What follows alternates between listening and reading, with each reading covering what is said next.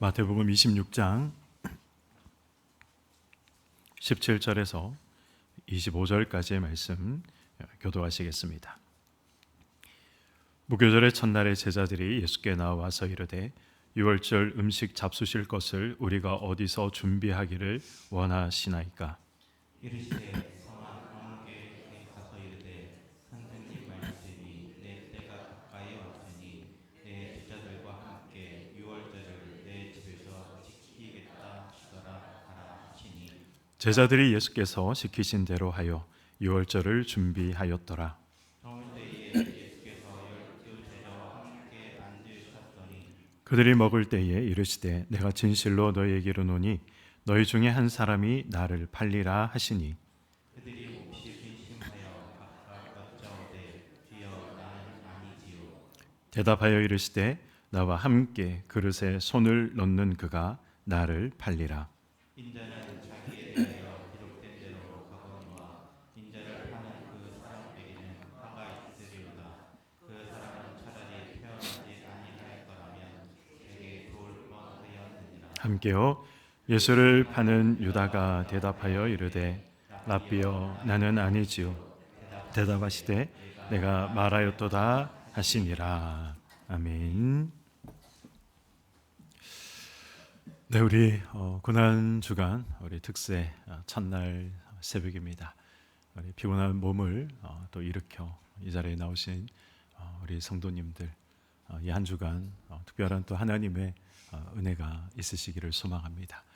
특별히 오늘 새벽에 우리 청년들도 이렇게 보이는데 제가 지금 부임해서 네 번째 우리 고난주간 특세를 진행하는데 우리 청년들이 함께 하는 건 오늘 처음 보는 것 같습니다. 그래서 들어오는데 청년들이 앉아 있는 모습을 보면서 참 감사하다 그런 생각을 했습니다. 우리 청년들뿐만 아니라 또 새벽을 깨워 그리고 또 예수 그리스도의 십자가의 사랑을 우리 기억하고 기념하고 또 그 은혜를 사모해서 나오신 우리 모든 성도님들 참 감사드리고 이 한 주간 특별한 또 하나님의 은혜와 사랑을 개인적으로 체험하시고 또 경험하시는 시간이 되시기를 소망합니다. 저는 사실 월요일 설교 준비를 어느 정도 다 해두었습니다. 그리고 이제 어제 밤에 다시 한번 말씀을 좀 묵상하는데 저에게 다가오는 큰 은혜가 있었습니다. 그래서 사실 어젯밤에 새로 다시 원고를 작성을 했습니다.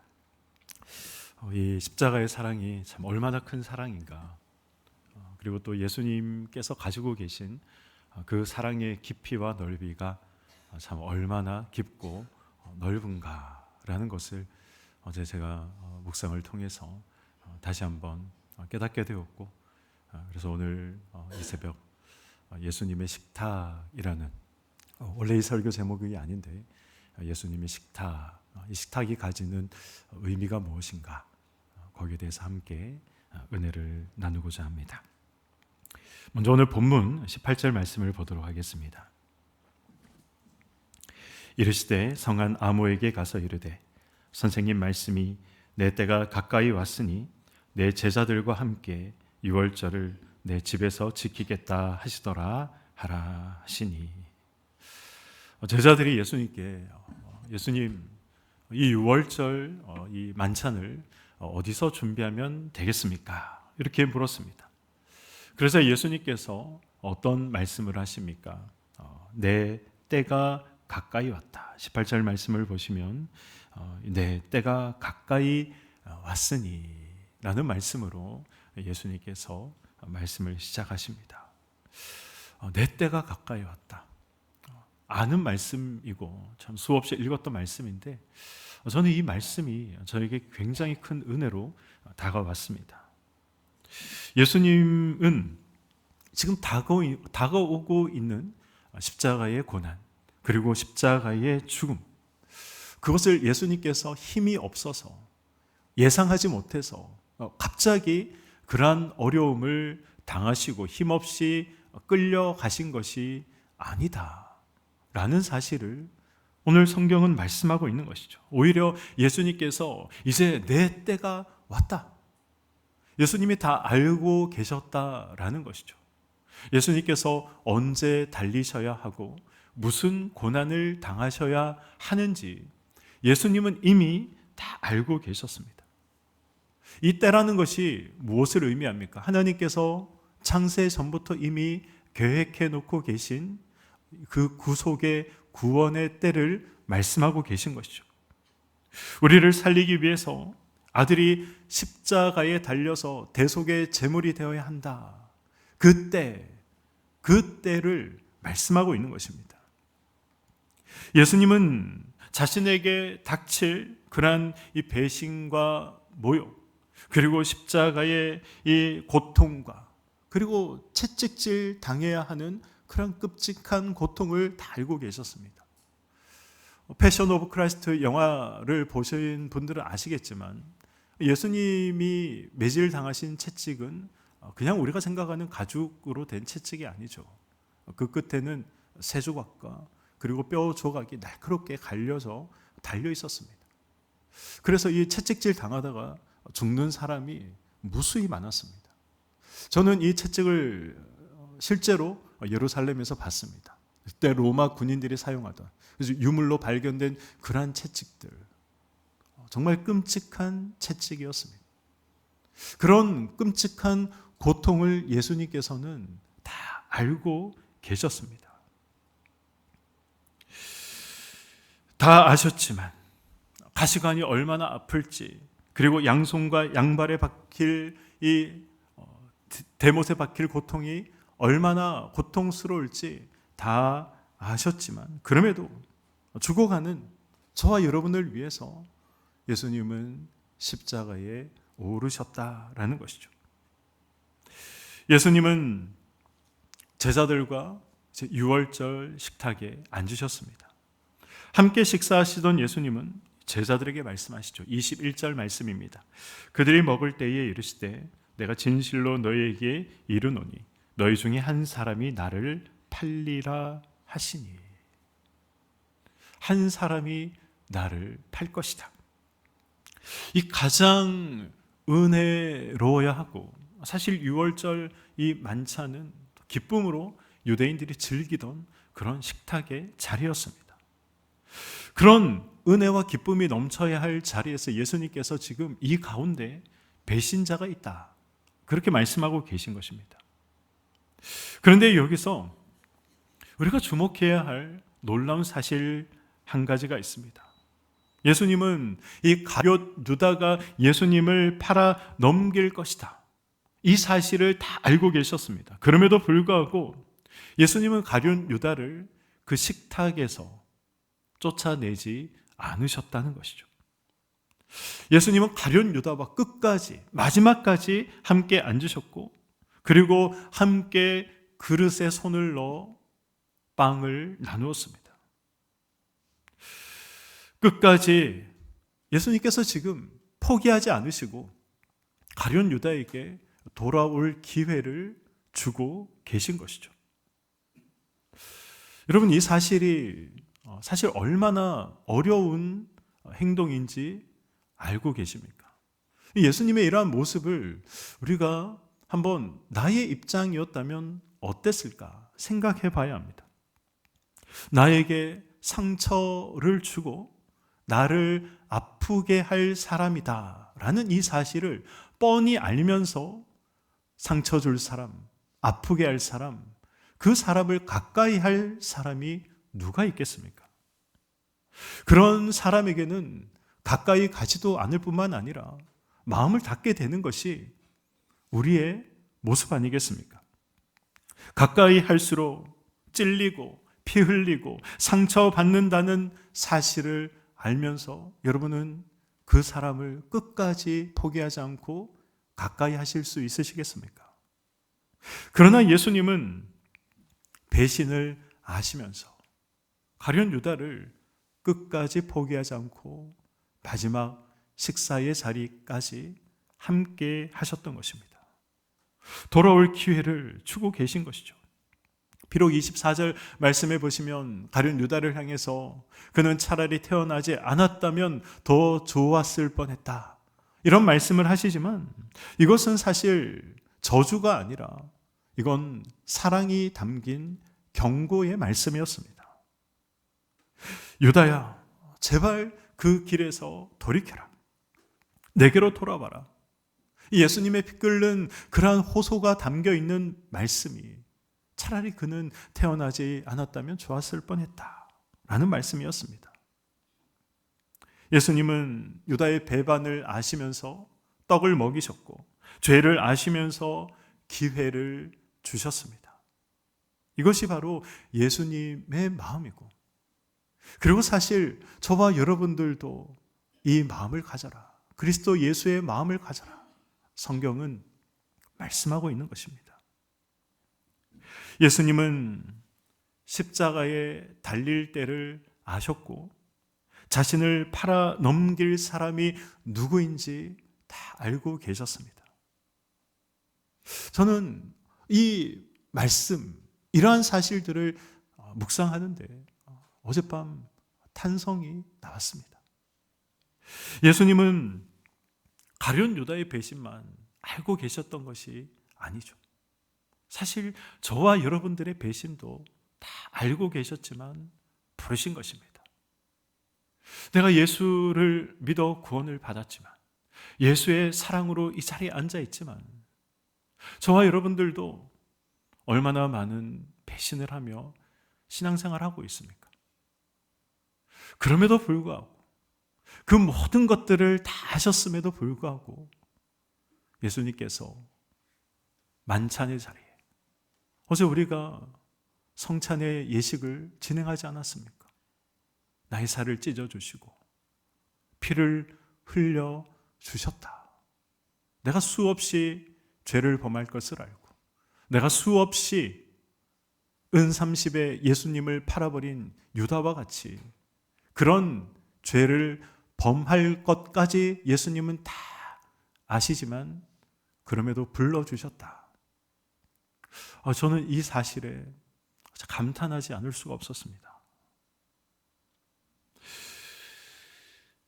우리는 겉으로는 거룩한 척하지만, 예배 자리에 나오지만 얼마나 속이 골마 있는지 다 여러분 자신들이 아실 것입니다.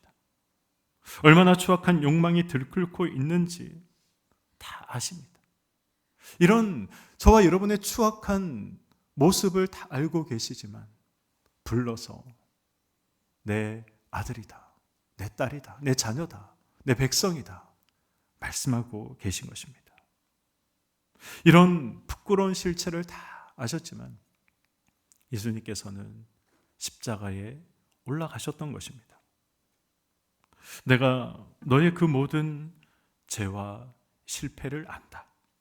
내가 얼마나 자주 나를 배반할지도 나는 다 알고 있다. 그럼에도 나는 너를 포기할 수 없다. 그래서 내가 죽는다. 예수님께서 지금 말씀하고 계시는 이 음성을 저와 여러분들은 들을 수 있어야 하는 것입니다. 주님은 저와 여러분의 죄악을 다 아시면서도 나를 살리기 위해서 예수님은 자원하여 십자가의 길을 가셨습니다. 이 사실이 우리에게 말할 수 없는 위로가 되고 소망이 되는 것이죠. 예수님의 말씀에 제자들은 이제 근심하면서 이렇게 묻습니다. 22절 말씀을 보시면 그들이 몹시 근심하여 각각 여짜오되 주여 나는 아니지요. 주여 나는 아니지요. 저는 이 제자들의 대답을 묵상하면 묵상할수록 참 솔직한 대답이다, 솔직한 질문이다, 저는 그런 생각을 하게 됩니다. 제자들은 예수님, 그 배신자가 누굽니까? 이렇게 말하면서 서로를 향해서 의심하고 정죄하지 않았습니다. 오히려 그 말씀의 화살을 자기 자신에게로 돌렸던 것이죠. 우리는 사실 가룟 유다를 신앙생활하고, 그리고 가룟 유다라는 사람과 그 사람이 했던 일이 무엇인가를 알게 된 때부터 얼마나 많이 가룟 유다를 우리가 비난하고 쉽게 정죄하는지 모릅니다. 아니 어떻게 3년이나 예수님과 동고동락하면서 가장 가까이에서 가장 많은 예수님의 이적과 기적과 말씀을 들었다라고 하는 그 사람이 어찌 예수님을 은30에 팔 수 있는가?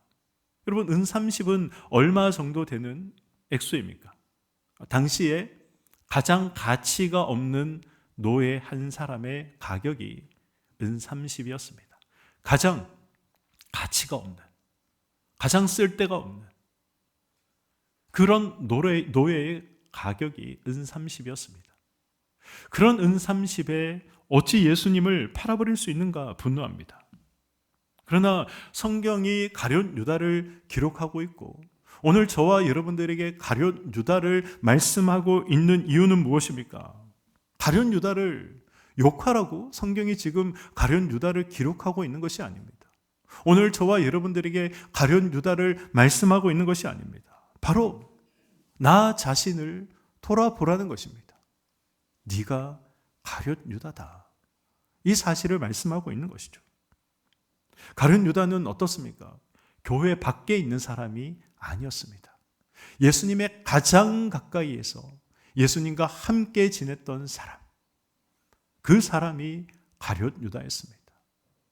오늘날로 말하면 교회의 가장 핵심적인 인물, 교회의 가장 이 중추적인 역할을 맡고 있는 사람, 그런 사람이 가룟 유다였습니다.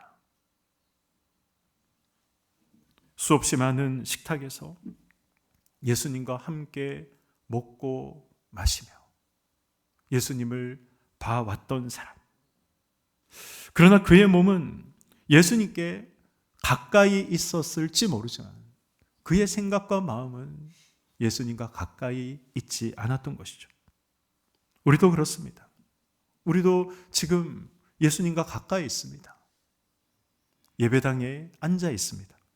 찬양도 하고 봉사도 합니다. 그러나 여러분의 마음은 어디에 있으십니까?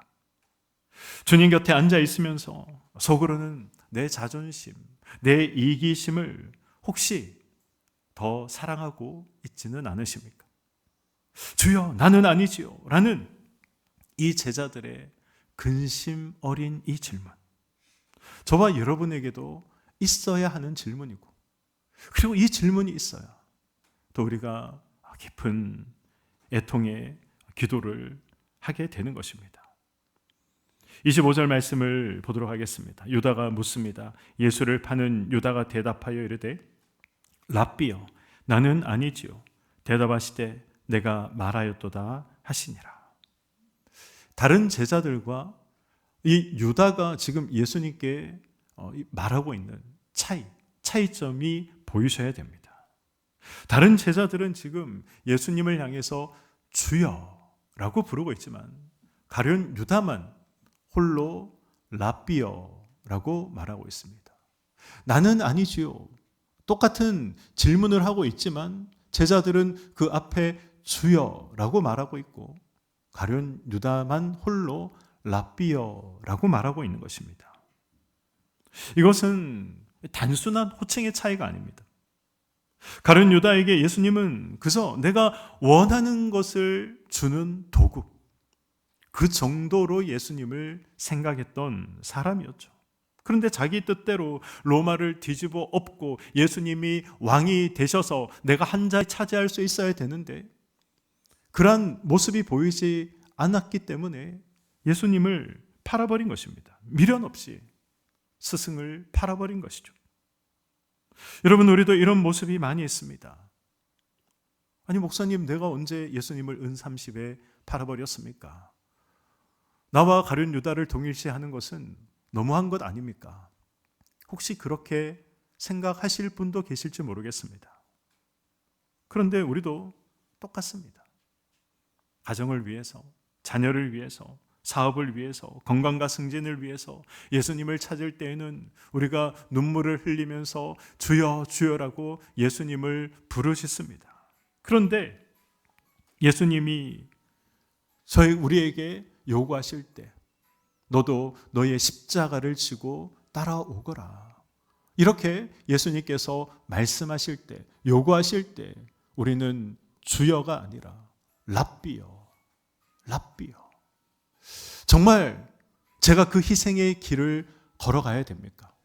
정말 제가 그 헌신의 길을 걸어가야 됩니까? 정말 제가 그 고난의 길, 좁은 길을 걸어가야 됩니까? 그건 나에게 하시는 말씀이 아니죠. 내가 걸어가야 할 길이 아니죠. 우리가 이렇게 물을 때가 있습니다.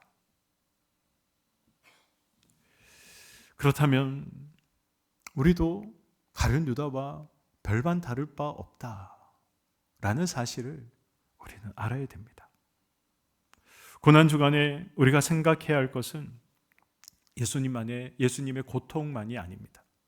우리 마음의 왕좌에 앉아있는 나를 끌어내리고 다시 예수 그리스도를 나의 주님으로 모셔야 하는 이 주종의 관계를 다시 한번 생각하고 그리고 이 정리하는 그러한 시간이 고난주간 저와 여러분들이 해야 할 일인 것입니다. 오늘 말씀을 맺도록 하겠습니다. 혹시 이 자리에 나는 기도를 너무 오래 쉬었어. 내 마음은 이미 차갑게 다 식어버렸어. 나는 세상과 타협하며 지금까지 살아왔는데 돌이켜보니 너무 멀리 와버렸어. 그렇게 자책하는 분이 계신다면 예수님의 식탁을 생각하시기 바랍니다. 예수님은 유다의 배신을 아시면서도 식탁을 차리셨습니다. 제자들이 자신을 부인하고 도망칠 것이다. 이러한 사실을 예수님은 다 알고 계셨지만 식탁을 준비하셨습니다. 동일하게 예수님은 저와 여러분의 추악함, 과거와 현재와 또 내가 미래에 얼마나 추악해질지 예수님은 다 알고 계시지만 그럼에도 예수님은 우리를 불러 식탁으로 초대하신 것입니다.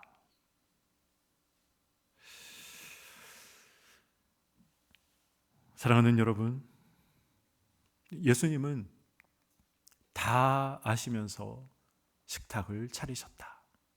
이 사실에 우리는 소망을 둘 수 있습니다.